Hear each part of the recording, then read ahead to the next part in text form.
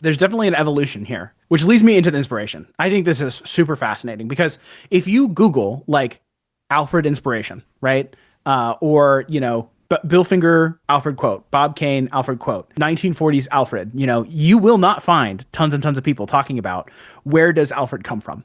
And if you think about it, right, this is a pretty common trope now. The British butler is absolutely a thing that you see over and over. In more recent pop culture, you've got Woodhouse in Archer, you've got Zazu in The Lion King, you've got Cogsworth in Beauty and the Beast, you've got Wadsworth in Clue. In addition to the British butler trope, you've also got the battle butler trope, right, which is like Kato from the Pink Panther or Kato from the Green Hornet, same name.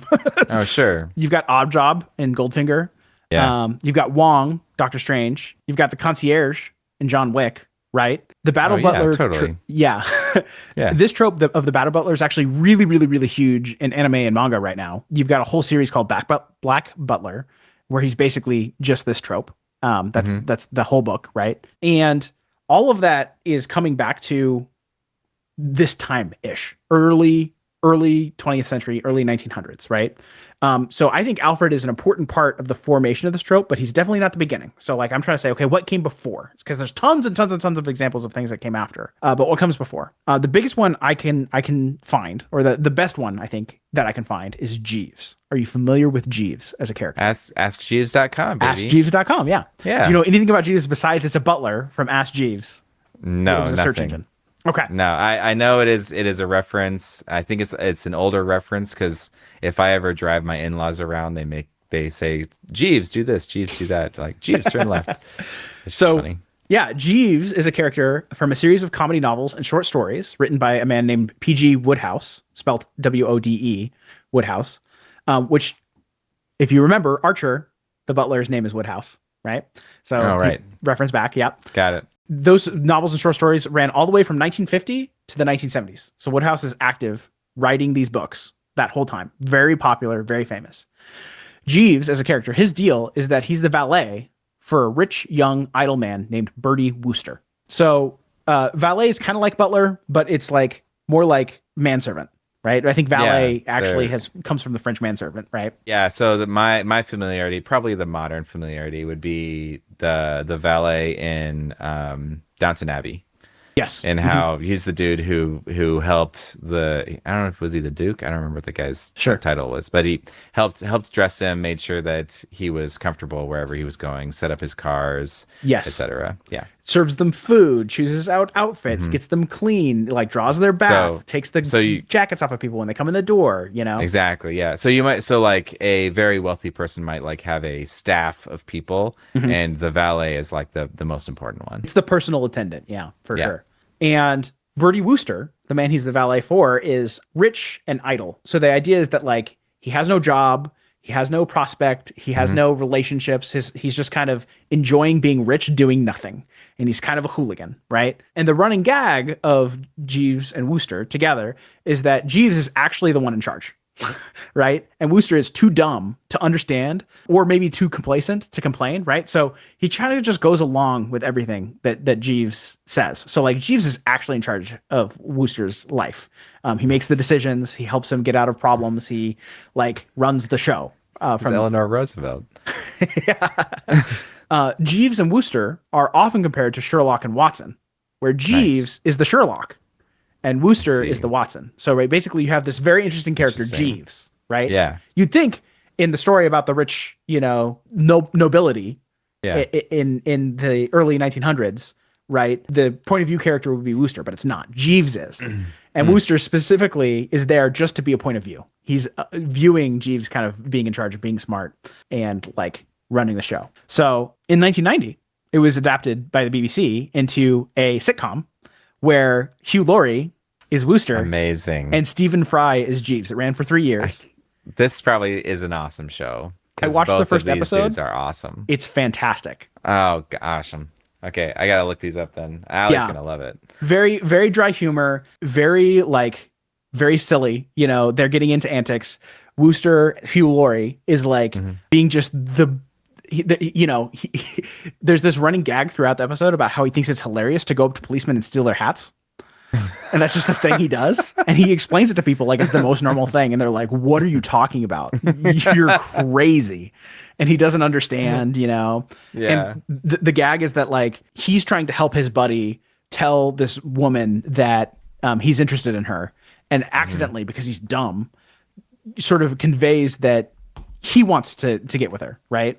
But he doesn't want to. And so he ends up in this social predicament where she thinks that they're going to get engaged, right? They're going to be married. Like, and he does all these things to help his friend impress the woman. So like there's this child that he doesn't like, that's a family member that he like pushes into the lake, and the friend's supposed to come and save the kid and be, like He this drowns outstanding the kid? No, he doesn't drown the kid. Okay.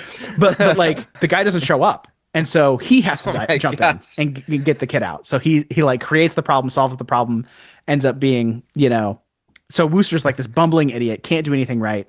And Jeeves like gets him out of the pickle because he doesn't want to be in the relationship with this girl. And so Jeeves like orchestrates this thing. It's very good, right? That's super funny. Yeah. So Jeeves and Alfred both coming about at the beginning of the 20th century. Jeeves does come first by like 10, 20 years, right? But they're really the ones that are together at this time cementing the British butler trope, right? Probably Jeeves more than Alfred, but he's part of it. Like it's in the water. It is a little bit of an evolution of a trope from the 19th century and before of just the valet, right? The from French manservant. Another example that happens in 1872 is from Around the World in 80 Days by Jules Verne. The sort of ride-along character in that is a guy named Passepartout, which is like a wordplay on passport because they're going around the world.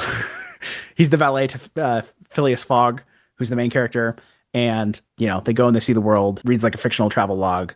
Passepartout has a lot of these things as well, right? He's sort of the cunning, smart, interesting, character. It's a paradox, right? You wouldn't think of the butler as the interesting guy, but he is, right? I should also mention, if you call back to the Dr. Connery episode, we had a bonus episode. This got cut from the main episode because we had an hour-long conversation with her. She brought up the mysteries novels. It was really good. You should go back and listen to it. Yeah, it's great. She spoke about an 1842 French novel called The Mysteries of Paris that included a wealthy crime fighter named Rudolph who had a trusty Scottish valet. So he's kind of the sidekick before the pre-Robin sidekick is the manservant that's like the one pulling the strings behind the scene, making it all happen. And that got cribbed a bunch of times. There's like Mysteries of New York, Mysteries of London, so on. A bunch of like variations on this that all have that trope. Right. Yes, I remember her talking about that set of books, The Mysteries of Paris, Mysteries of London. Yeah. So it comes from a lineage of like, manservants or like valets or whatever. But I think Jeeves is the closest relative for sure. One last thing that I think I have to mention, because if I don't, that people will say something about it. Did you know that Batman has a meaning outside of the character, the word Batman? No.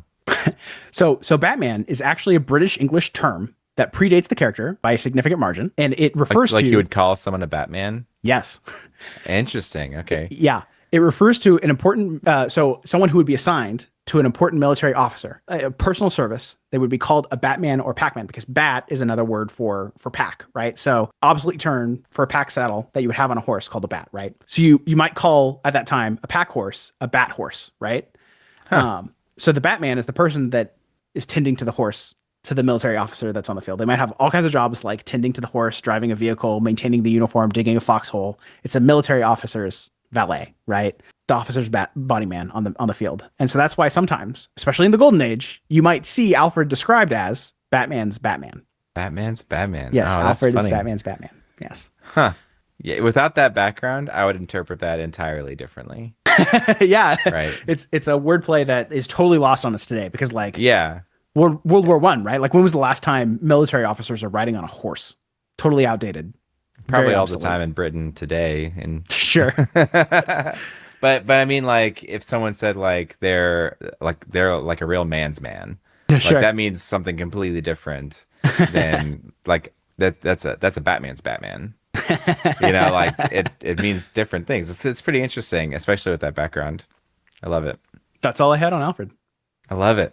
Yeah, I mean, I can't wait to see how Alfred evolves over time because you kind of hinted at this, I think, in a previous discussion that they updated Alfred's look to align with the 66 show because that was an older gentleman.